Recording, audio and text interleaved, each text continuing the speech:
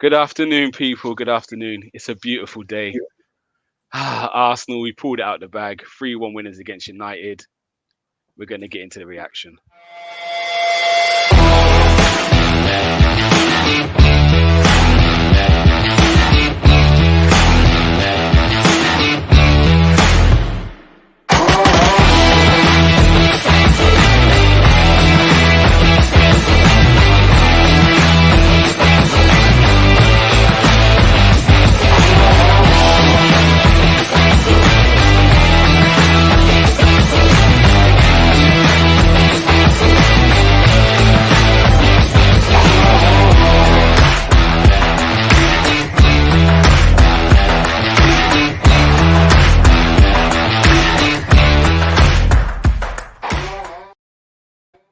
Yes, people. Yes, my people. Hope everyone's well. It's the reaction to the lunchtime game. Arsenal 3, Man United 1. I'm joined by none other, Amundi Juma from the United Agenda. How you keeping, bruv? How am I keeping? Uh, no, I'm. I had time to reflect. Only 5-10 minutes now, but I feel we played pretty well. So I'm not completely disheartened. Obviously, we've made a lot of changes with the club. We're going through a transformation at the moment. I'm not making excuses, but I still felt that we put on a good performance, and Ronaldo and Sancho were the standouts for me. So, but Arsenal, I want to give you credit. That's why I've come on the show. I know you talk sense, Gumsa, and I just want to applaud you for getting the 3 points. Regardless of how you get it, you got the 3 points, and you've got to march on now. For real. Again, you touched on something which I quite like about you're in a transition. I know both clubs have been in a transition for quite a while. Obviously, United's probably been a bit longer than Arsenal's because Fergie left a few years before Wenger did. But both of us are kind of in that transition period. In terms of what this does for you, I think you guys are kind of conceded top four anyway. So, do you see some positives in that performance today? Because for me, that was the best I've seen United play for a long time. Yeah, Obviously, you've won a lot of games along the way, but as a performance goes, do you think that's probably the best you've seen since Christmas? And do you reckon something with knowing now Ten Hag's coming in? Do you think that has a slight effect on how you perform today? Because I do think you lot were the better team for 70 minutes. I think you lot yeah, were the better team. really good points, Gums. I think just to rewind it, but I think the transition's been happening since Ralph come in. Before that, we've been winging it. I know we've had second place finishes and third place finishes, but that's winging it by just saying playing top trumps. Let's just bring in good players and see how far we go with that, Yeah, And finally, now we're starting to realise there's character problems. There's people need attitude adjustment, and we got poison or within our club. So Ralph has done a fantastic job. Not, I'm saying with results, but within setting up the club for this repair. It's like taking out the foundation and rebuilding, but this time on yeah, stone. And hopefully that's what we're going to do. As regards to the game today and everything else, I think, yeah, we were a bit unfortunate. A lot of players did step up. I think Ronaldo really played well. Like I said, Sancho. I think we did show a lot of character because we could have been overrun. You scored a nice early goal, and as what happened in midweek against Liverpool, we were overrun and our heads went down. But I think today we showed opposite of that, and we showed a bit of character. So no, thumbs up for the lads for for real. keeping going. So, in terms for me, when I saw the starting 11, obviously we played Chelsea midweek. We had Ben White right back and Holding started. We obviously changed that. We went back to Cedric at right back, and ESR held his place instead of Martinelli. So for me, I saw our 11. I was quite happy with that. Obviously, I didn't. I saw the news that Maguire wasn't going to start, and I saw Ronaldo in this team, and that actually surprised me. So, what about you? With your 11, was you kind of expecting to see that? Obviously, no Wan-Bissaka, he was on the bench, and Yeah, that was the Matip came back 11. in. Yeah, with all the news, because we watched the press conference prior to the game, and we were told about availability. So we expected Maguire not to play, and that's Mm, probably the best side that we could have played. I think we needed to exploit your weakness in defence. We've seen that you lost 3 games, and I was looking back at the Crystal Palace game and thinking, okay, I know you guys went over the goals that you conceded against that in that game, and I was thinking that's an area there between the fullbacks and the centre backs where we can exploit you. Tavares played today. Obviously, he's had an eventful game. That's all I can say. But you can see just by the game he played, there's ways to get get at him and get at Arsenal as well. So with Langa and maybe Rashford, Sancho, these sort of guys, and Ronaldo coming deep and peeling defenders out of position and getting in spaces behind, that kind of thing. That's how I was hoping pre-game we would have hurt you. Yeah, no, definitely. And I think Alanga had a lot of joy on that right-hand side, and you identified Tavares would be the one you're looking at targeting, and I think you guys did. Let's just get into it, because again, Tavares started off the game 3 minutes in, we're 1-0 up, and we started bright. Do you know what I mean? I watched the goal, but even before we kind of got into the opposition area, Cedric had the ball. There's about so much space around him, and he was able to then pick the first penetrating pass, and then, do you know what I mean, a cross has come in. And for you, where do you see the issues of that goal? So for me, it was that first bit. It's like you let us get into your half too easy. But then after that, Varane's missed the ball. I think Tellez then missed it. It's then gone out. And then I think Dalot's obviously switched off once Saka's had the shot. So kind of where do you kind of lie the blame for that goal? Well, this is why I thank you. It's good to sort of just have discussions before the show. We were discussing this, and you sort of highlighted Cedric's part in the goal, which is really great credit to him. You know, it's the things you do off the ball that really sort of can create goals. And when I know you give the best tactical breakdown on social media. Going on Monday. I'm looking for Monday. You're known for that. You're known for that. So yeah, big up to that, because I didn't witness this. I didn't see this. I didn't have the eyes for that. What I did have eyes for is that Dalot allowed Tavares to continue his run and get there before him. That's a crime in my eyes as a defense. You know, we had to reshuffle our defense today, and communication is always a problem when Harry Maguire as well. Even when he's there, it's communication all across the line is always an issue. So I would expect a bit more better communication, and Dalot should have just got in front of Tavares, not allowed him to get in behind, and he sort of slowed up, stopped his run. But obviously, maybe you can help me see what happened before that with Cedric and how that influenced the goal. Yeah, definitely. I said hopefully breakdown be on Monday, and that's one thing we will look at. Again, it's that unselfish. You want the breakdown now? So much ground. You want it now? If I had the video, I'd show it. But yeah, he made up so much ground. But I said even before that, he's played a pass in. He's under no pressure to play the pass. Like it's telling to me. And again, when I then look at United's first goal, yes, I think Gabriel should do more. But Matic on the edge of our box has got space to pick a cross out, and it's like someone's got to put a bit of pressure on him. So for me, I think both fullbacks, all four of them, were suspect today. Like, it just makes you realise how important that position is, not only attacking wise but defensively. Because I think all four fullbacks, didn't have the greatest of games. I think Cedric had a harder time with Sancho. But yeah, Tavares for me, he looked shaky. I was screaming for him to come off at one stage because he looked all over the place. But so that was the first talking point. Was the first goal. Obviously, so one thing, I just want to highlight something. When you said about Tavares, I heard, because we were watching it on the TV, and you could hear one of the crowd say, I can't remember exactly what he said word for word, but he basically said, "Haven't you seen enough? Get him off." Talking about Tavares, it's funny. So they tried to. It looked like he did swear, but I think he was about to. I think he was about to come off before Saka got injured. I think it was him coming off. Who would you change him for? Well, they had Holding, because Holding was ready to come on. Yeah, and it looked like Holding was going to come on for him, because 5 minutes before that he gave away the penalty, and then the next two times he touched the ball, he just gave it away both times. And I had reminiscence of the Liverpool game when he made the mistake. Yeah. He was all over the place. So I think it was his time to come off, and then Saka went down. Who would have played left back? I think Cedric would have moved to left back, and Ben White would have gone right back. Holding would have gone centre. Okay. But I think hopefully Saka's not too bad. But actually, I think him coming off probably was the best thing to do, because we went to a 5 at the back. Yeah.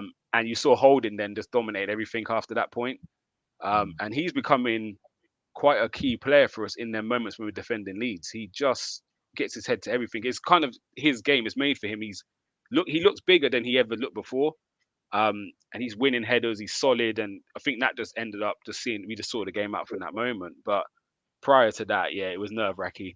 Let's just get to this comment here. As again, I think this is what we're touching on. A lot of the incidents, I think today's stream is going to be a lot about refereeing decisions and how different this game could have been. So Ian saying he thought United were unlucky, missed penalty, hit the post, hit the bar, touching, go, VAR, and De Gea's line of sight was blocked for winning goal. So there's a lot to unpack here. Yeah. So if we run through the goals, I think we're touching the majority of this anyway. So obviously then we went 2-0 up, and it was again, it's a funny one, isn't it? We scored. It's gone to VAR. And Nketiah's offside. It was closer than I thought because at first he looked offside, but then when you realise Tellez has kind of fallen, it's then made it a lot closer. But I think the referee got that right. He was offside. Well, the VAR got it right. He was offside. But then they kept on looking, and it was like, actually, is there a penalty in there? So they've gone back. What's your views on it? Do you think it was a penalty, or do you think it was soft? So obviously you have time to reflect and everything else. Initially, I'm saying no penalty, and I'm saying that's big error. For me, like, you got to have played football to understand certain things. I think it's like this. Now, as I spoke about earlier, and as you spoke about, the fullbacks, they need to tuck in and don't let people come within the centre back and the fullback. That sort of space. It's your house. You decide who comes in, and you get there first. I think Tellez made a mistake. He realised that Xhaka had peeled off him and got in front of him, and he was started a sprint to get back into shape. That was his thing. So he's blinkered, thinking, I need to get back in the right side of Xhaka. Odegaard played another beautiful slide rule pass, but this time it's dinked up a little bit because he had to sort of dink it over this time. And Xhaka had to stop to sort of bring it down or get that position. The momentum with Tellez, he couldn't stop. Now, what he's supposed to do in that situation, for me, that's not a penalty. For me, I'm just saying that because I think he's trying to do the right thing to get back on in position. Saka's had to stop because it's not like a ball's played in like that or played into his path or into stride. He's had to stop to sort of, right, this is high up. I need to dink this, or like he did do, pop it off. So it's up in the air. Do you understand what I'm saying? And Tellez, so he's got the momentum. He hit the back of him. I believe. I need to check it again because you said something about they touched feet or whatever. But there was a little clip on the foot, but my initial thought was no, that can't be a penalty because if you play football, the guy's trying to get back on the right side of the guy, and the guy stopped. Like I'm saying, if you're walking down Oxford Street on a busy day and some old woman stops in front of you, that could be a big pile up. With people all each other. Who are you going to blame? You're going to say, oh, it's, you know what I'm saying? But let's take this down to the letter of the law. If you're driving your car, Monday, I'm driving in front of you, you're behind me, and I suddenly brake and you come into the back of me, you're liable. So your answer in a nutshell. But no, at first I didn't. That's very good. Yeah, right. I'll be honest. At first, I didn't even see it as a penalty. I was just celebrating Nketiah's goal. First time I thought it was harsh. Then I saw there was a little clip on his foot, and again, it's just these little things when they amount up. I think we had a penalty earlier in the season where, in isolation, it's probably not. If it was just a clip on the foot or just a barge, it's not. But because there was two little niggles. However, I always look back at a penalty we gave away years ago, Emmanuel Boué on Lucas Leiva at Liverpool, where Lucas has just stopped in front of him. He hasn't even gone to try and play the ball. He just stopped, and Boué went into the back of him, and they got a penalty. So it reminds me of that. As a centre back, as a defender, your DVLA analogy. It stands still. It's harsh, and it's a kind of like a Harry Kane-y, when he backs in on you and feels contact and goes. It's kind of one of those ones where as defenders, what can you really do? However, again, it's if you're in the right, it's like you said, if you're in the right position at the start, you don't even get entangled in that, and it's about being switched on. That's why for me, Tellez should. That's why I accept the penalty because Tellez originally should have been the right side of the guy and should have let Xhaka get in front of him. That's my thing. So that's what you're getting punished for. Tellez be his positional sense. Your starting position needs to be better than it is. You can't be running back. Then you leave yourself open for things like that where people can use the rule. Saka's very clever there. Used the thing, waited for the contact, knew it was coming, he felt the momentum, and both went down. Definitely right. Let's go on to the next penalty decision because there was. Well, I think it actually was at 1-0 when Cedric's falling over. Sancho's done whatever he done to him. He's going and he's trying to. I don't know what he's trying to do. Keep himself up, but was it Elango who done it on? It was Elango, yeah. Oh, you talk about that? No, so I was talking about the Cedric one with the handball on the edge of the box in the first half. Oh, sorry. Yeah. Go on. Okay. So there's that one as well. So the Sancho's dribbling. Cedric's gone down. As he's gone down, Sancho's tried to push it on him, and it's hit his arm on the edge of the box. Yeah, I think it was on the line. So I think if it was given, it would be a penalty. Would you think that's just the rules are he didn't intend to play the ball with his hand? He's not looking, like he's falling over. Do you kind of, because Rio Ferdinand's on BT Sport losing his mind about it, saying it's a penalty. What was your views on that one? I do think it's a penalty because, like you say, sometimes you have to use your discretion for things. So the first penalty that you had, I think someone should use their discretion and say, look, okay, momentum, and really sort of analyze it properly. The referee's gone to go and look at it on the screen, and then he's decided, okay, that's a penalty. And usually when they go there, they don't. They usually get overruled. So something has to be done to adjust this, you know.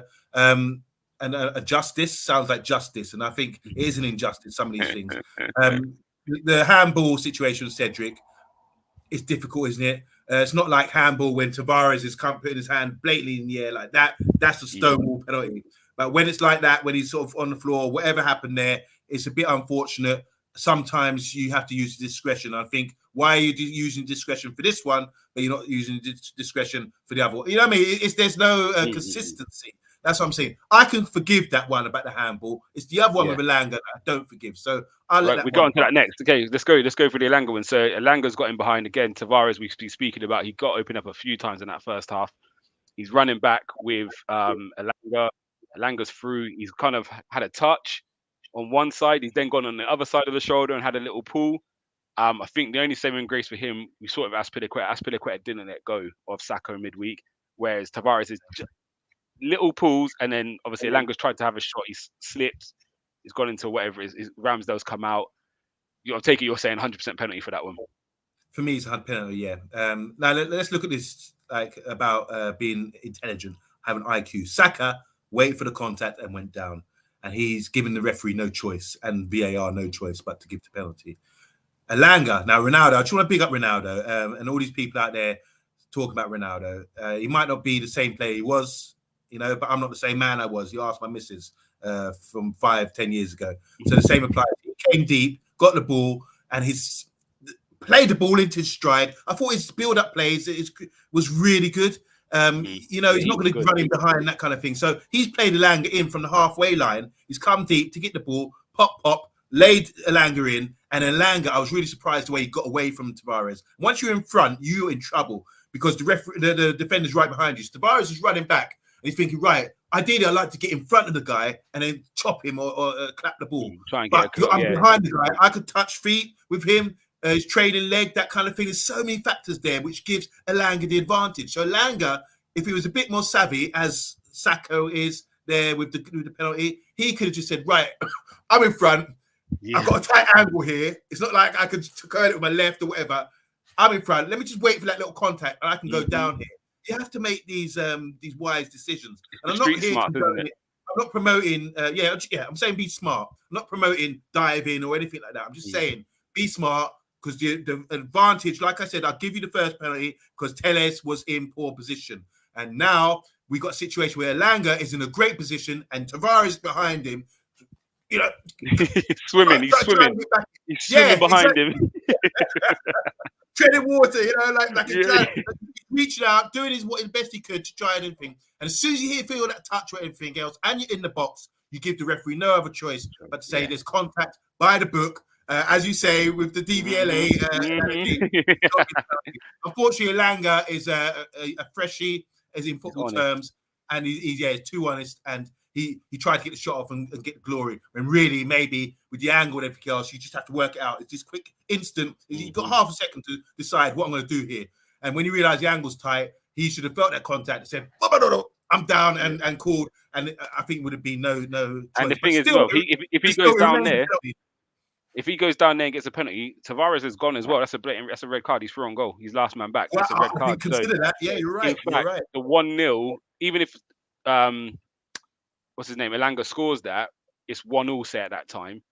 But actually, 1-0 penalty and a red card is probably suiting Man United more than him scoring that chance anyway. So yeah, again, it's just that experience and them street smarts where some other players are looking again. I think it would have been soft to be a penalty because he has had a go at him, but it wasn't sustained. However, I'm telling my boy straight, get your body across the line of Tavares, feel something and go, because do you know what I mean? Again, it's the red card. Red card, even if it's a free kick in that situation, 25 minutes in maybe? A red card, 10 men? I'm taking that all day. So actually, I think even if he had gone outside the box, like whatever it was, for me, he's got to feel for contact and go down. And yes, me and Gunnar King talk about these things all the time. Gunnar King's like a purist where he wants total football, no street smarts. He was very upset with Martinelli. Martinelli tried to slow down the play and got a red card against Wolves. Yeah. And I'm saying that's part of football. Like that's the intelligence side. You've got to buy them free kicks. You've got to go to the corner flag and be nasty in certain areas, lift players up in certain areas, take the smart fouls. Like we see the best teams do it. So for me, yeah, Langa was too honest.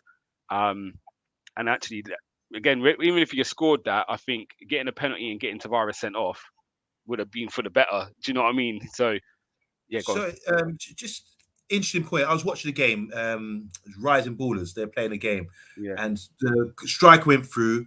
Defender came from that way. Keeper came from that way. In the box, clapped him, didn't get the ball, and it was a penalty. I felt. And then I'm also thinking that's the last man. The guy needs to go. But someone next to me said, "No, they've changed the rule now." I haven't since is it double jeopardy? That double jeopardy thing where if you get a pen, you can't get a red. I thought that changed again because I know that happened a few years ago. I don't. It's difficult because for me it's if I'm clean for on goal and you take me out like that, you got to go. Like it's, do you know what I mean? The penalty is not enough. So I have seen double jeopardy being played, and I've seen some games where they actually haven't done it. They've still sent the guy off. So, but yeah, I feel it was 50-50. That's for my team. I'm screaming for a pen, but then actually I'm more mad at Elanga for not making a meal out of it and trying to get your shot off, because once you tried to get your shot off, it now looks like you've taken the advantage. So, and I think we had one of them against Chelsea the other day when Nketiah got tripped by Thiago Silva and he bounced back up and went and tracked the ball again. So it looked like he tripped himself up almost. So yeah, let's get to your goal now. Straight after we scored, I'm thinking 2-0 now, get to half time. And within a couple of minutes, you lot came at us. I think Matic played the ball in. But again, there was no pressure. I think we were so scared of Sancho at that point. We backed off Matic to just protect Sancho, and he's picked a nice one out. And Ronaldo does what Ronaldo does in that area. Do you know what I mean? He's finished it really well. So what's your thoughts on that goal? So we're 2-0 down at this point, and I think we have to show a lot of character. I think initially what happened is we had a situation where Sancho and Ronaldo were breaking through, and Sancho held up the ball and played it into Ronaldo. It was a bit wide, wasn't really weighted pass as Ronaldo was giving all day. And Ronaldo had to hold it up. And by this point, we got a few more backup from Matic and the left back as well. And so they popped it around, passed it around, looking for space. And by this point, Ronaldo was able to get himself in the box and start looking for these little, movements. At this point, you're thinking, okay, everything's under control. Arsenal had time to get their numbers back, which they did. It was like 1 against 2 or 3 in the box with Ronaldo. But Ronaldo, what he did, he just peeled off. And I think because of the name, I don't know. If you're marking someone, you mark someone. But also, as a defender, I'm a centre back. So I know, all right, the play's over there. I've got Ronaldo here. He's looking to get the blind side of me. How do I position myself? Now, I got to look at the ball. The ideal thing is you watch the ball and the man at the same time. So you've got to position yourself in a way where you can see everything. Unfortunately, he was so fixated on Ronaldo that he was thinking, right, I'm like, my job, I'm dealing with Ronaldo. That was it. And the balls come in, and Ronaldo peeled off him by this point, and he was all out over the place. And I think that he's got to learn from that. At 24 years old, I think these are errors where I think the higher level you play, little things like that, he needs to learn from. I think he made a mistake there. You were complaining about how does Mata get the cross in like that. That's what I'm saying. We could have done it earlier, but you guys got back in shape. That's how with Matic, you know how slow he is. By the time Matic joined the game, you guys were, lined up, got your 2 back 4, whatever you decide to set up. And so we couldn't get that early ball in. And by this point, Matic was playing the ball in from no position we would have liked. It was a bit deeper. We would like to cross the ball from the 6-yard box or the byline. That's how we scored 2 goals against you in the game at Old Trafford. You see what I'm saying? That I think you've got more chance of scoring, playing the ball across the 6-yard box. It's really difficult for defenders, that kind of thing. So when you play a nice deep ball, high ball, centre backs, it's like, this is my house all day. Damn, you clear that. Rob Holding maybe would have read the ball and cleared it possibly, or tried to intercept. But it was played in a way where it sort of bounced on a half volley for Ronaldo, who's, you have to give credit for the basics of technical thing to be able to sort of divert that into the goal with his left foot, his weaker foot, even if you can say he doesn't have a weaker foot. I think that was really top class. Little things like that. The movement first, to peel off young boy Gabriel, and secondly, to finish that from a cross, which has come kind of deep and it's been in the air for a long time, dipped, and you're able to sort of direct it Just to the goal. pushing it. So I thought it was a Yeah. quality goal. I was really happy about that. No, he took it well. He did take it well. I'm not too sure if I think some people are going to call that Ramsdale for it. He looked like he was going to come and he stopped. I don't know if Gabriel seen him and thought he's coming, so he stopped. And it was very similar to a goal we conceded the other week when Gabriel came out to intercept the ball. Tavares stopped. Gabriel missed it, and then I think it was against Crystal Palace. Ayew was in, and it was very similar again. I think again, I'm not too sure. I do think Gabriel should be doing better. I've heard people say Tavares, and I'm like, it's not his fault. He's actually seen it late and gone to follow it, but actually his man was other side. He had a Elanga, and he's obviously seen Ronaldo and thought try and help. But I think between the keeper and centre back, they've got to do a bit better. And for me, that then caused my anxiety levels to go up because we haven't been playing well, but we're 2-0, and it's like just see to half time. And these boys give United a chance. And again, up to that point, United were the better team still. It was playing well. But again, I think that gets us to kind of half time. What we do, we run through some comments quickly. We can answer some of these. I'll bring you in, and then we get into the second half because again, it was an eventful game. It was, I'd say, for a neutral, as Ian's saying, it was a great game to watch. Obviously, for me and you, it's probably less enjoyable at certain times, but yeah, it was an action-packed game. So. Even Jason saying that was a nerve-wracking game. We weren't great, but United were worse. Cedric and Tavares were shocking today. So I don't say United were worse, but I think United at the moment defensively don't look like a unit. And again, we were getting through at will. When we did put a little string of passes together, we were getting shots off. There wasn't much stopping us once we got into the attacking area. But I think United's press was quite good today. Like we didn't have it our own way. We were nervous. We were very shaky at the back with the ball. For example, in the 10th minute, Ramsdale, I think, is really good at his distribution. He played a poor pass out, Matic picked it up, and Bruno had a shot deflected by Gabriel. And there was another one where there was about 3 or 4 where we ended up just kicking the ball out of play because you've pressed us. And there was about 4 of you coming at us. Do you know what I mean? The whole front 4 was coming. Good credit to Ronnie. Big credit to Ronnie. He worked his socks off after such a traumatic week. A lesson to us all. And I think this is, again, one of the best games I've seen him play in terms of linking up play. Like you said, he kept dropping in a pocket and just feeding them guys behind. And Elanga and Sancho were having a field day from Ronaldo's linking up. So, yeah, for me, he was really good. And he's the kind of character as well where I think this traumatic experience will spur him on and push him. He doesn't look like one who gets down about things. He uses it to fire himself up and go again. So actually, you might see him extend his career by another year or 2 off the back of something traumatic like that. He's got that mindset and mentality, hasn't he? So one thing you can never question Ronaldo about is his work ethic and mindset and mentality. So yeah, he was really good today. So this is we'll touch on this a bit later. The final goal. Tavares may have scored, but he's a mad git and a liability. He strikes me as one who might end up playing higher at the pitch because going forward, he is a handful. Like when he drives, he's like a tank, but his end product's crazy. You see when he chopped it onto the right foot in the box and he just skied it. Just caress that, and the man slammed at it. Pro players, man, they're pro players. They train every day. Come on. Yeah. Just hit the target from there. As he's saying, Ronaldo had a good game. He was part of every attack, especially after the week he has had. Nothing but respect for him. True professional of the game. Yeah, can't do nothing but admire him. Here's one for you. Was Maguire missed, or was this a statement to the team by a manager? So obviously he's out because of the traumatic experience he's gone through. Do you think he would have made much of a difference in that game there? It's difficult to say. He's having a bad season. I think he's under a lot of pressure. I think the main thing I said about the goals is communication. And we've had these issues with Maguire there as well. So I don't think it would have made much of a difference because it wasn't... the only thing I could say, maybe he would have cleared a few more headers than these two, Varane and Lindelof. That's his job. That's what he does really well. It goes unnoticed a lot of the time. But I just think with his confidence being on an all-time low at the moment, did he really need that after what happened at Liverpool? And it's unfortunate what happened to him with stupid fans. I mean, fans can be really silly, can't they? Booing their own players and then making threats like that. It's ridiculous now. Give people a break. I mean, come on now. But I think I was happy with Lindelof and Varane. I can't really fault them. And they stepped up today. So, yeah, well done to those two guys. Cool. All right. Joshua was saying El Neni put in a shift today. Keeps things simple and gives Xhaka the opportunity to have free reign. I think El Neni was good. And even on the ball, we criticise him. We call him El Sideways.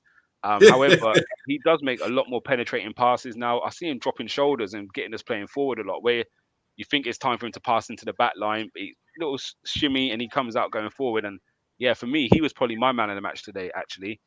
He's a bit of an unsung hero. And again, we normally play Onene when we play United.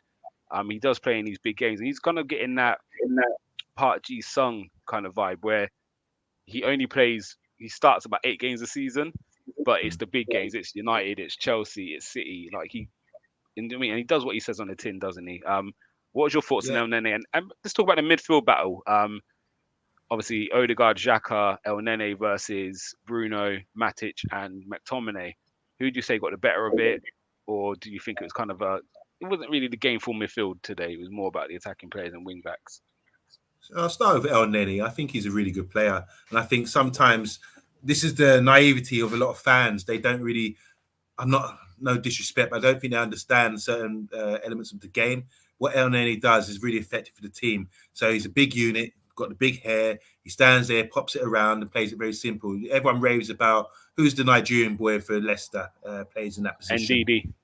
Ndidi. Everyone raves about him, how good he is, and everything else. But a lot of time, these guys don't really have to tackle. They just have to position themselves, be wise. Tackling's gone out of the game. So I think if you're running at him and he's there in front of you, you're not going to drive at him so much because you're thinking, all right, there's a big presence there. He's in shape. Let me just hold it up and wait for support. This is how professionals play at this sort of level, you know? So I just think his presence alone, being there, and ideally being in position. It's like they call this thing the rest in defense. So when people counter on you and they're trying to attack you, you've got a player like El Nene there, and that's your rest in defense. They're waiting to pick up the ball or intercept and turn over the ball again.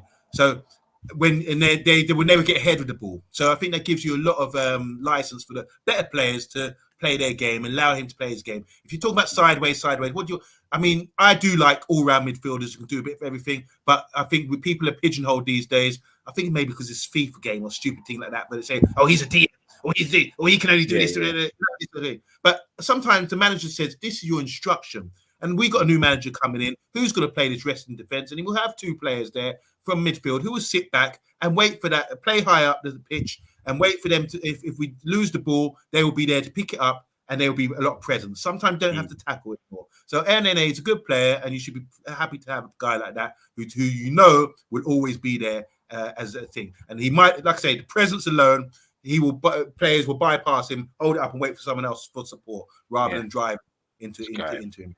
As for the battle with defense, midfield today, I don't think when you say battle, I think it's a lot more thing because you're not going to see Bruno up against Odegaard.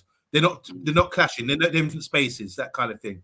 El Neni, he's not like he's having whacking tackles with anybody there. It's not like that anymore. It used to be for me, battle would be right, me against you in the midfield. Oh, where you go, I go. I'm gonna run with you. You ain't getting the better of me. That kind of thing. It doesn't happen like that anymore. I think our midfield consisted of Matic. I thought Matic plays really well. He controls the game. He gets on the ball.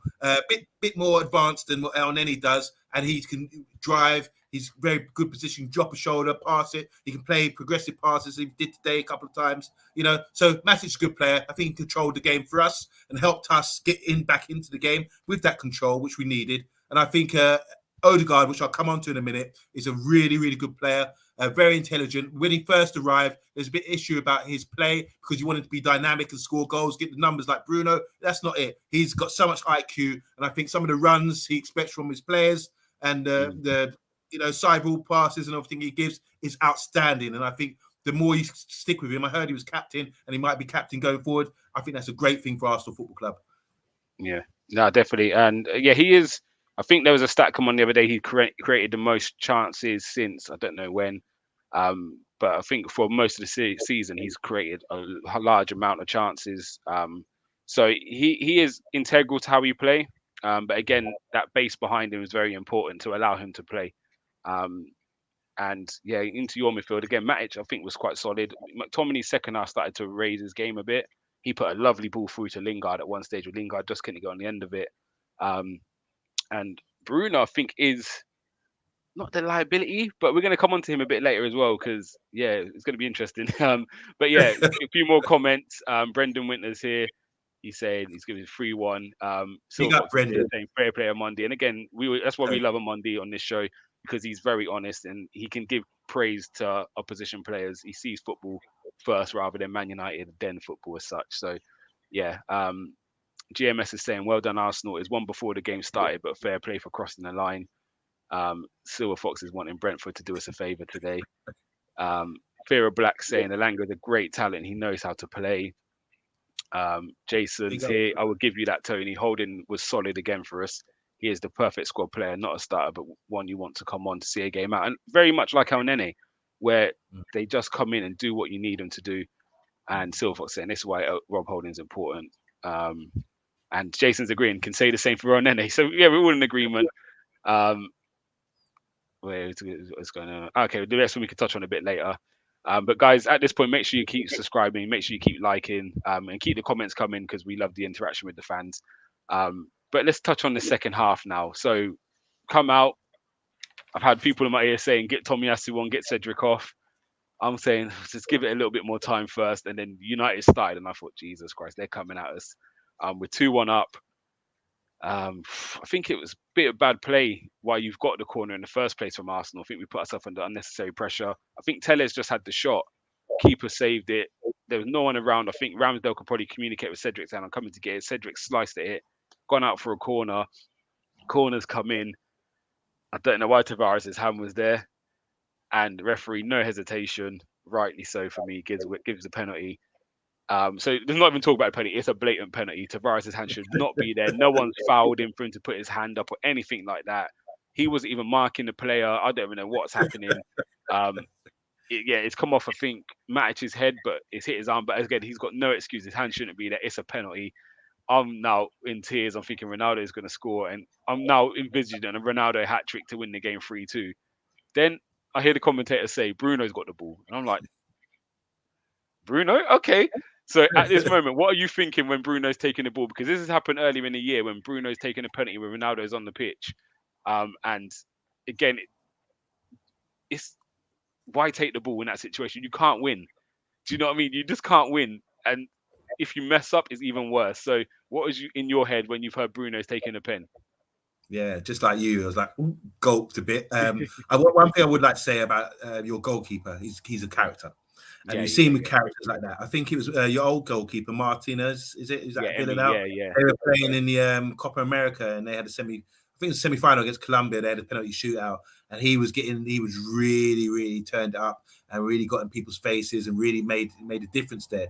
And I think Ramsdale, that's the first thing that came to mind. I was looking at it, and you know, sometimes when there's a penalty, you can say he's going to miss this. You feel the vibe, you can see the energy, you can feel certain things about the situation as well. And I was a bit shocked, but I was thinking Ronaldo could take it and he would slot it, bam, a bit more power. That's going in. But there's contrast here. Ronaldo, you say, right, you got more chance to score. You put in the corners, you're going to score most times. The keeper even if the keeper goes the right way, they're going to struggle to really have the power to keep it out and that kind of thing. So bottom corner kind of thing, that always works. Keep it low. And Ronaldo's more likely to do that, you know.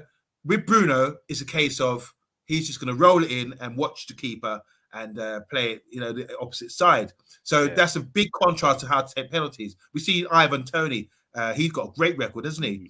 Jorginho's another one. Same thing. Yeah, it's a bit of an art how to do that. And I think for me, it's more heart racing for me because you're not playing with pace. There's an opportunity if you keeper does go the right way, which for some reason they don't. Yeah, you're going to save it. So I was a bit anxious about it, to be honest, just like you. And obviously, he did send the keeper the wrong way. But as you know, it hit the post and didn't go back to him. It went out for corner. So just really unfortunate. I think Ronaldo should have taken it. Yeah, and to be fair, he beat Ramsdale. Ramsdale completely gone the other way. But I think it's going to be image of the day for me. It was Ramsdale jumping up and jumping in his face, and it just gave me Martin Keown vibes against Van Nistelrooy. And it was that moment I thought we're going to win this game now because again, like the Van Nistelrooy thing, it's just key moments in the game, isn't it? So yeah, we kind of we really dodged a bullet there. And so at that point now, I'm like, Tavares, what have you done? And for the next 5 minutes, Tavares is giving the ball away every time he's got it. And I'm screaming at my TV, get him off. We see Bobby Holden then getting ready to come on. Saka's gone down injured. I'm thinking, oh God. But I think, again, as I said earlier, I think that helped us because we went to a 5 at the back from that moment. and we soaked up the pressure. Again, United was still on top, and then all of a sudden, out of nowhere, I think it was a corner. I can't remember why the ball's even out there, but the ball's dropped to Bruno Fernandes, and his awareness, the touch. I don't know if he was trying to turn on his first touch, but it looked like it just got away from him. El Nene's gone to press him, nick the ball, it ends up at Xhaka. Xhaka's hit a rocket. I'm busy celebrating, so I haven't even seen that Nketiah's offside or anything. I'm screaming. And everyone knows my thoughts on Xhaka, but again, I think he's had a good season this year. And when it comes to a game like that, I don't care who scores it. As long as it goes in, I'm your number one fan. And also now I've actually calmed down a bit, and I've heard people talking about can De Gea see was Nketiah offside. So first off, talk about Bruno Fernandes and the touch. And if this is Pogba, Graham Souness would have ran to the studio to put his 2 cents in. He would have gone from Liverpool to Brentford. Yeah, he wasn't even there, but he would have got to BT Sport somehow to give his 2 pence. So obviously it's happened to Bruno, and I hear a lot of fans. Some fans do question Bruno. I know Rance is very, very critical of Bruno. But again, I haven't seen him in them moments, but Pogba gets a lot of stick for that side of things when you're defending, giving the ball away. What was your thoughts on Bruno's touch and just all-round awareness? And then, again, there was no pressure on Xhaka. Like, he's had a touch, and even he's fully thought, what? No one's coming to close me. Like, what's your thoughts on that part of it? And then we'll talk about the offside bit afterwards. But yeah, thoughts on Bruno, and then the lack of pressure. So Arsenal have had a bit of an attack. We've cleared it. That we've done our job. Bruno can't feel Nene. What's his name? Nene? El Nene. El Nene.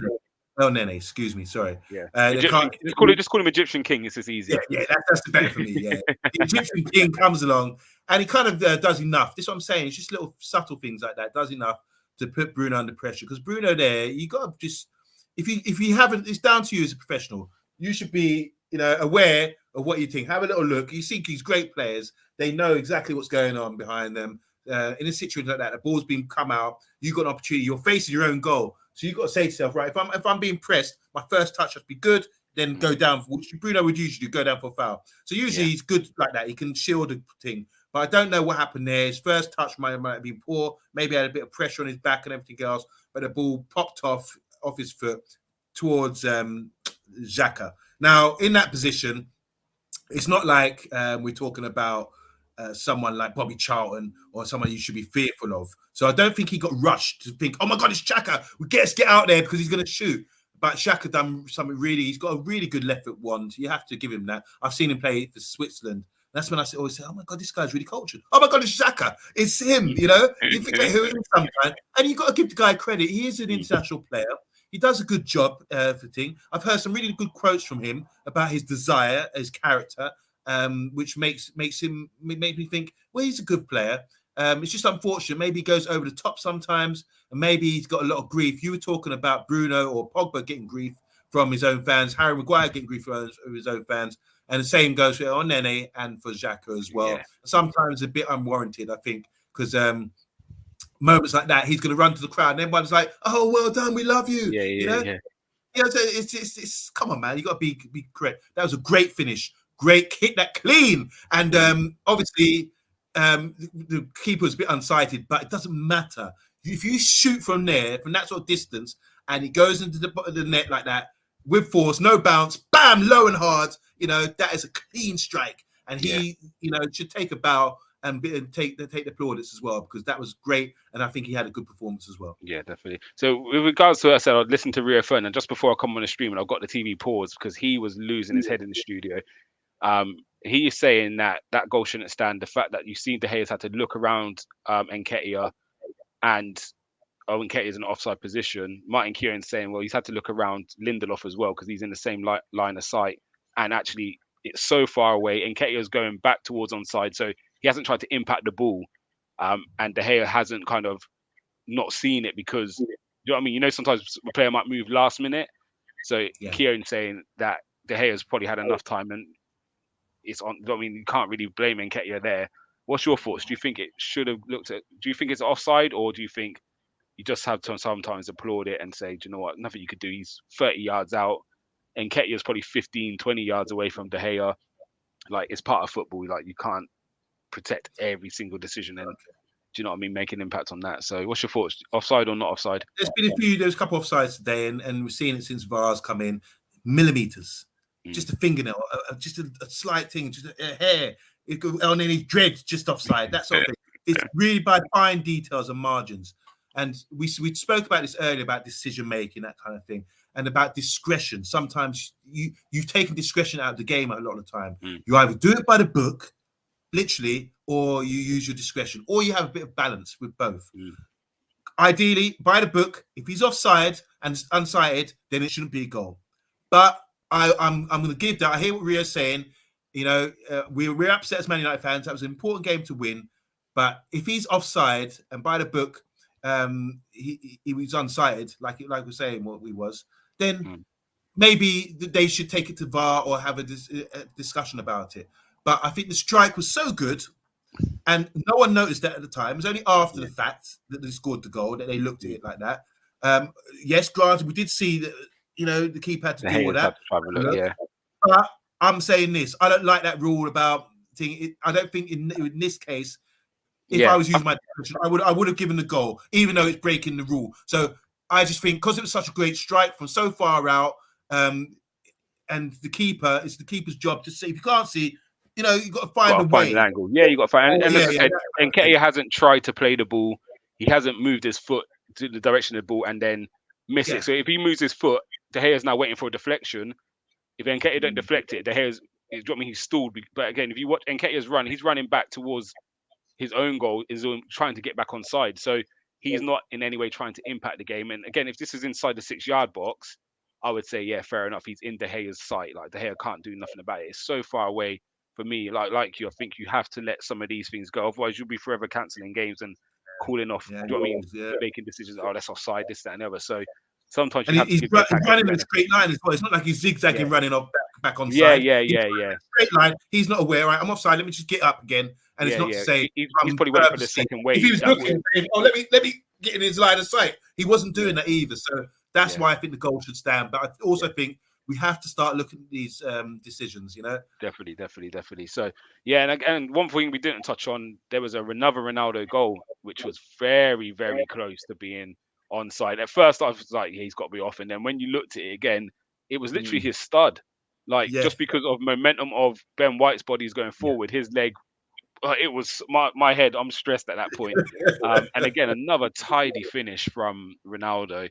But I think no like objections for you. It was just it was offside, but the swivel turn, bringing it down and corner. I mean, Eddie Nketiah, what's the name? Nketiah up front. Yeah. He was in on goal and he's blasted straight at the keeper. Earlier on, and I'm thinking, bruv, this is why they say you're a championship player. Slot it in the corner, man. You know, it's standard. Don't be blasting like that. Ronaldo, the ball came over. He had to swivel. Not like Nketiah, who's run onto a ball. He had to swivel and still put it in the corner. He didn't blast it straight in the keeper. You know what I'm saying? That's the difference. The fine margin between certain players, you know? So Eddie played really well. His movement's really good. I always look at him and say, he's a good player. He looks okay. Just let him get it. But when he had that shot on goal, I thought, goal. Got to be a goal. As a striker, you only get one or two opportunities like that. And you don't want to be known for someone who misses like that. He was in on goal from his own work, from his own movement. He was lively today. He's quick. I mean, he's confident after what he did at Chelsea. And I think he should have just easily said, corners. It's corners, simple. So Ronaldo, it just shows you the difference. Ronaldo, older, wiser, more experienced. He's able to swivel and plant that right in the corner. And it's so unfortunate it was just offside. Definitely. And I think you lot had one more chance. To be fair, I think this was at 2-1, actually. I know we've gone a bit all over the place. I try to keep track of it myself, but you had one more chance with Dalot, where he's hit a shot and Ramsdale's got a strong hand to it and hit the post. And that was at 2-1. Man. What was your thoughts on that? Do you think he should have gone the other side across the keeper? Or that's what they say. You've done the right thing. I mean, you're the coach here, Gumsa. I mean, you should know. You always think you go across the keeper, don't you? But you do see a lot of times players hitting the ball that hard, up high. Normally, it can go in. So I think but in hindsight, you look back, he should have gone across the keeper. But it's easy to say that. But what I really liked about that play is that we needed runners. We need decoy runs. So he was looking for the overlap, Dalot, and I'm credit to him. Did he give Ronaldo a call? I don't think he did. But Ronaldo was still wise enough to hold up, jockey the defenders, and then roll him in. And when you roll someone in like this, It's just the weight of pass, which is really good. I thought Ronaldo was outstanding today. Sometimes balls would like pinged at him. He's just killed dead, turn, pop, pop, pop, and people don't rush him because they know how good he is. He's gonna cut you and get a yard or whatever, do whatever, but he's not gonna burst you for pace and that kind of thing. So that when he rolled in Della, I thought goal easy. And the same what we're talking about in Nketiah, when Nketiah could have planted in the corner.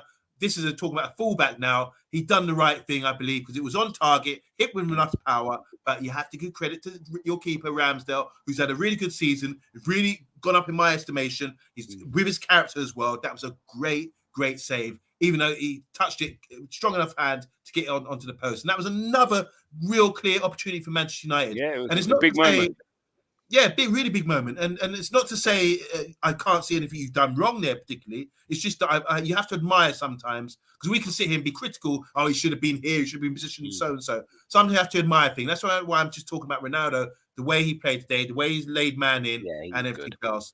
Everything was good. Everything was good. Like I said, another day, Ronaldo walks off with 2 goals if he takes the pen and 2 assists if Alanga and Dalot finish. You know what I mean? So he walks off with Harry Kane numbers. So yeah, I say fair play to Ronaldo today. He did, again, his all-round game was really good. But again, I think 70th minute we scored. We got 5 at the back. From that moment, we shut up shop. Again, Arsenal teams are old. We'll still give you another couple of chances. I think from the 70th, we were pretty comfortable, defended well. We kept the ball. When we got possession, it was a lot of keep ball just to kill the game after that. So for me, game was kind of done after that. Nothing major happened after Xhaka's goal. Well, I don't know about that. I'm going to say it now. I think Bruno should have been sent off. He done studs up. Yeah, man. Yeah, he knew. This is what I'm saying about discretion. He left that late. Tavares popped off the ball, and he's coming well late. And with his studs up, he didn't even try and slow up. It's like have a bit of afters, That's what it was. Because we had Mason Mount left 2 on our players in midweek as well, and the first one went unpunished, and the second one got a yellow. And again, I think it's just the intent, because he hasn't gone through the play. He's kind of just left it there. Do you know what I mean? So, yeah, fair enough if you think that's a red. It's just inconsistencies throughout the game. So I'm not just saying it's about we're unfortunate. You're unfortunate because Bruno should have been sent off. And I think Gumsa, he left his foot in there. Yeah, and just reputation as well. It was just to say, take that. You have that. Yeah, I'm frustrated. Yeah, and I think again, you look at someone like Xhaka maybe does that. It might be a different story. And we said this against Mason Mount as well the other day, because just his reputation. But what I want to touch on now is we had a conversation a few weeks ago. It was me and Canners, and this is after we got beat by Southampton. I think it was the Chelsea preview, and the fans in the chat were going crazy. They weren't happy with Arteta, and I was there defending. I was batting away like a tennis player, and I said, for me, there's differences. What I look at sometimes is system and individual players, and just quality of players. So sometimes when I watch us get beat recently, it's not down to our system. If our system was broken and teams are opening us up for fun and beating us up, I would say it's the management, it's the system's wrong. We need a different system. At the moment, I'm saying them defeats, I'm looking at the players more, because we should be winning that game. When we lost to Southampton, we had equal amount of possession than Chelsea did against Southampton. We had more shots than Chelsea did, more shots on target than Chelsea did. Chelsea won 6-0, we lost 1-0. Wow. So we're creating enough chances, we're dominating the game, but the players aren't scoring. Is that a fault of the manager or the players? Today, on the flip side, you lot looked in a good place football-wise, but do you think it's now lack of quality that's why you're struggling? Because again, no Luke Shaw, you had Telles in. Wan-Bissaka didn't play, you had Dalot in. Again, we've had Dalot for a long time. Is he just not good enough? Do you know what I mean? Is Telles, Luke Shaw, they're not good enough? Midfield, Matic, McTominay, done all right, but again, are they good enough to be at Man United? Is this a system error or is it the players now? Because again, Ten Hag coming in, do you think he can work with this squad you got here and get the best out of it? Or do you feel he needs to almost rip it up and start again? A bit what Arteta's done, get rid of a lot of players and rebuild it. Do you think it's a major rebuild or is it just a better manager will make the difference for you guys? Because on paper, your team's ridiculous, but for a long time, you haven't been a Man United, which I've grown up watching and admiring, if I'm honest. Thanks a lot, Gumsa. You know how to really dig it in, don't you? No, I'm joking. You make some really good Gums. That's what I love about you, man. You make some really good points, and the Armory TV should be grateful to have you. You should have so many more views. If you're watching, people, make sure you press the like button because this is great stuff from Gumsa here right now. So, Gumsa, look, it's like this. I like Arteta. I think he's done a fantastic job since he's come in. A bit like when Klopp went to Liverpool, he said, if you're not at the races, get rid of you. Who's the centre back they had? Saka or Sarko, for example. They needed him. Yeah. It's like, no, if your attitude's wrong, whatever's going on, you're gone, bruv. Even though they needed him and the defence was really weak. Same with Pep. He comes to City, says to Joe Hart straight away, you're not part of this thing. You need to go. That kind of thing. You know, you got the wrong attitude or whatever. Certain players, you know, he's got him fullbacks. That's what we need. Best fullbacks we can get. That's how we go forward. The same applies for Arteta. Give the guy a lot of credit. You're a broken club. You know, you got a piece. You were a broken club. You're slowly piecing things together. It's going to take time and patience. This is what we need. And I'm not trying to say. I'm not saying I told you so or anything else. But I've always liked Arteta as a player. I've liked him when you see him speak tactically as well. That's what you want to see. You want to get confidence from somebody to know. It's like when you're watching your tactical breakdown. You know, I respect Gumsa because he can talk football and he's confident about what he's doing. If you went a mastermind, it would be like my special subject is tactical breakdowns. You know, that kind of thing. But you're confident in what you're doing. You understand what I'm saying? Yeah, so the same applies for Arteta. This is what about football fans are fickle. Oh, he's the cone man for whatever they used to say about Pep. Yeah. No, he's picked up a lot of experience from Pep, and he knows systems, and he has to drill it into the players. And he also is a psychologist as well. All managers need to be psychologists because you have to work with different egos, different players, and you have to sort of get rid of any bad apples or bad eggs. And that's what he's doing. And it might take a while, but that's what he's doing. And now you're refreshed when you see these young guys coming through. You see a lot of hunger. All right, you've had a few bad runs, whatever, but that's part of course of what's going to happen. So Arteta is going to take you a long way, and it's only with time you'll look back and say, Arteta was the man, you know, wow, actually this was good decision making, or the signings we've made, the decision making we made, the structure of the club was made. You've always been a well-run club, so Arteta.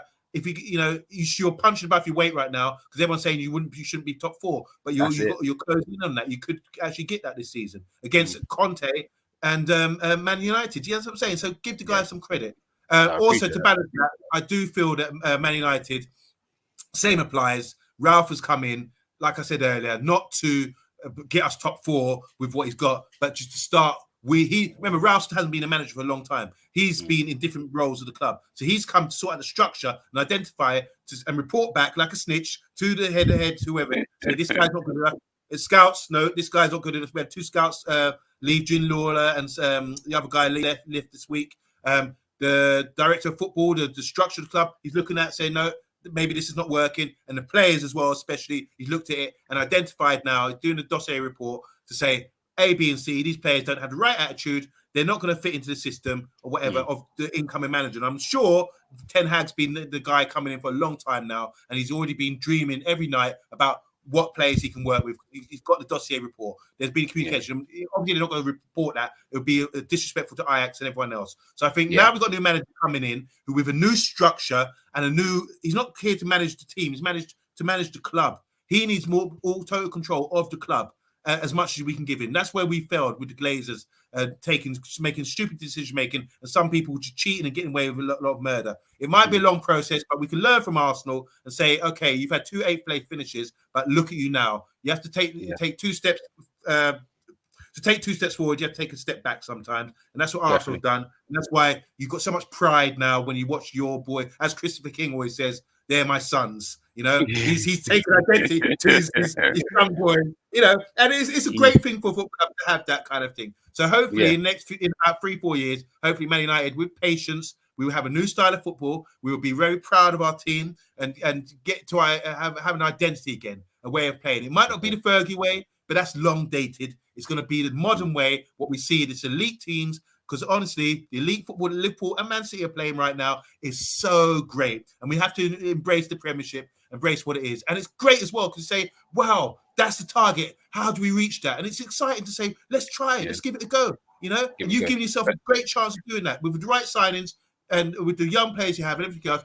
and not selling anybody decent, you've got a great chance of going forward. So Yeah, the structure of the club, like I said, has to improve. yeah, and what you touched on, you called Liverpool, and I use the same analogy when I talk about systems and players. So when Klopp come in, he had his system and his way of playing, same as Pep. But we're going to use Klopp because I think his was noticeable. Liverpool was his first 3 years, they were playing good football. It was exciting to watch. They would score five, but would concede six. They might score five and then concede three. So they were scoring a lot, but were conceding. They still had some good players in there. I think Mane was there already. Salah was there already. Like Firmino was there. They were playing good football, but wasn't challenging. Or they was getting there, but they weren't getting over the line. The system didn't change. What changed was the goalkeeper and Van Dijk. That 150 mil from Coutinho got spent on two players. The system didn't change. Two players come in and now they're winning leagues. They're challenging for champion. They win the Champions League. They're now going for the quadruple. And this is why I say it's sometimes not the system. Arteta system's working. Maybe individual players. You could put that same Liverpool system, take out Van Dijk and put in Mustafi. Liverpool are going to struggle. We saw it last year. The system didn't Yeah, change. Liverpool got injuries to the back line. Liverpool ended third. So this is why I say be patient with Arteta because the system's working. It might just need. Do you know what I mean? If we now get a Harry Kane class striker, all of a sudden it's a big difference because now we're scoring a lot more goals and we're playing good football. And I think United now need to really have a look at kind of what they've been trying to do. They've been trying to just buy the best players, bring in big managers, but not have a holistic approach of actually the whole club needs restarting almost, doesn't it? And I think Ten Hag, I think they will afford him the time because they've tried the quick fix, it hasn't worked. So actually, we need to just get behind someone and rebuild it in his image. And you've seen what he's done at Ajax. So I think this will be a good move for you. Again, it might take you a year or two, like you said. You're going to have to go back to go forward, but I could see the wheels are in motion. Um, just quickly while we got you here, how many players do you reckon need to go? Because I know you've obviously got a few players at the end. So Lingard's contract's up, Matta's contract's up, Matic's contract's up, Pogba's contract's up. So I think them four are gone. Is there anyone else you feel needs to go? Um, and who would, right. what for you? What would you reckon Ten Hag's got to do in his first season, player wise? It's always hard. You can't clear out a whole 11 players or anything. But saying that, I'm saying that you actually can. They say you can't, but you actually can because there's players leaving on a free. For example, you mentioned Cavani's going to be gone. Oh, him as well, yeah. Phil Jones. Phil Jones Martial, might not be going to go. Matic already left. Mata might be going. Martial's on loan. He might not be coming back. There's question marks about Rashford. You understand what I'm saying? There's Tomini, for example. We've got Luke Shaw, we've got Telles, we've got Wan-Bissaka's got question marks. Harry Maguire question marks. I'm already in double figures of players there. So there's not players. And also, I think it's all about the attitude, isn't it? When you're going forward, you need a balance. As you see, like you talked about Liverpool, and I just thought, yeah, you made some really good points about the system and having good players for it to work. So they bought Diaz, for example. He's like a duck to water. He's fitted in because at the right age, where he's experienced enough to do it, and he's fitted into a system that's well oiled, so it doesn't look like he's out of place. He's quality enough to come into a system that works, and he just looks like he's another part of that piece of the puzzle, you know. So I do think there will be a lot of players who are starting to realise, boy, I'm gone. Even Pogba, I forgot for Pogba. We know he's gone. Yeah. You know, that's gone. So here we go. We got a Youth Cup final, FA Youth Cup final for the under-18s. I don't know if you've seen our guys, but we've got a lot of players. There's a guy called Kobe. He's sort of like similar to Pogba stature, great midfield baller. He's about 16, 17 years old. He's someone who could be developed by Ten Hag. We've got Dinacho, whatever his name is, the Argentine guy, winger, quick, fast, can go both ways, that kind of thing. Really exciting player. We've got Hannibal Medri, who's a really talented player. He's got. Hopefully, we get to see more of him before the end of the season because if we've got enough to play for, we get to see what he's got, you know. And I think he can be a real talent, you know. So and Charlie McNair, who's a striker, really clinical striker as well. I was going to ask you, who's your Danish striker that you've got who's banging in goals in the youth? Oh, Bierif. Yeah, maybe he came from Fulham. A little report on him. Yeah, I haven't seen much of him, but what I have seen, he looks like a nice finisher. Okay. And yeah, we've got at the moment our youth team looks like it's stacked with some players. Like Amari Hutchinson is looking like a real player. Obviously, we've got Reece Nelson out on loan. Obviously, we've got the guys that are broken into the first team. Balogun's still out on loan. There's a Patino is he looks like the real deal. And Yeah. we got our own little Salah as well, who looks pretty lively. So we've got abundance of players come through, and there's a right back who's out on loan. Can't remember his name, but yeah, he's like a player as well. So I think between our teams, we've got some good youth players. But I was going to Yeah. ask you actually on that. I hear a lot of United fans saying that they don't want Europe, and I understand and then we're able to. Do you know what I mean? We've had a good year because we've only had one game a week. With you guys, you've called a lot of young players out who we haven't been able to see. So like Hannibal, I've been heard about Hannibal for the last 2 years, and I haven't really seen him in action. So actually, if you get Europe, it'll be a good time to play them boys. Because again, if we Yeah. didn't have Europe 2 years ago, we wouldn't have Bukayo Saka that we have now. He was able to Mm, play 6, 10 games in yeah. that competition, and all of a sudden it was actually he's better than Pepe. He's better than Mkhitaryan, who's around at them times. He's better than Iwobi. So we was able to play him in that competition. He then got into the first team. Same as Martinelli. He made his name in Europe. So actually having European football, yes, you might not be Champions League, but having European football, you can now play Hannibal. You can play them boys. And actually, all of a sudden, you might think we might not need to play McTominay now. Hannibal's comfortable. Do you know what I mean? So for Yeah. you, would you rather be in Europe still to give them youngsters a chance to play football, or would you rather come out of Europe and then just go all hard for the Premier League, one game a week like Arsenal have done this year? We've seen it work for Arsenal and Leicester and teams like that in previous years. So what would you rather? As long as the manager, look, when Arsene Wenger was there, the League Cup was like the youth cup for basically for you. It was like call up the youths, let's get them out, and they would get far in the competition all the time, and it was Yeah, really exciting to see that coming through. And at the same time, you were maintaining good positions in the league, maybe winning titles or whatever. You were just that was a really good formula there. I think with the right manager, if the right manager's on the same page as you, the same thinking of you, being in the Europa Cup or the Conference League would be great experience for this great pool of talent we've got at the moment coming through and give them the opportunity to play. Don't bother thinking, oh, we're playing a team that's half decent or whatever, and they might be embarrassed. I've heard a lot of these things people say, oh, we can't play him against Liverpool because it could destroy him. I mean, come on, man. What are you trying to say here? These players aren't ready. I mean, Rooney was playing. Michael Owen was playing. And you can name so many young players. I mean, look at Pele. What they can say in '58? Oh, we can't play Pele against in the World Cup final or the semi-final because he's too young. We could destroy him. yeah. It was the other way around. He destroyed them. So how are you going to get the opportunity when young players as well? They're fearless. They're hungry. They're ready for this. So I agree with you, Gumsa.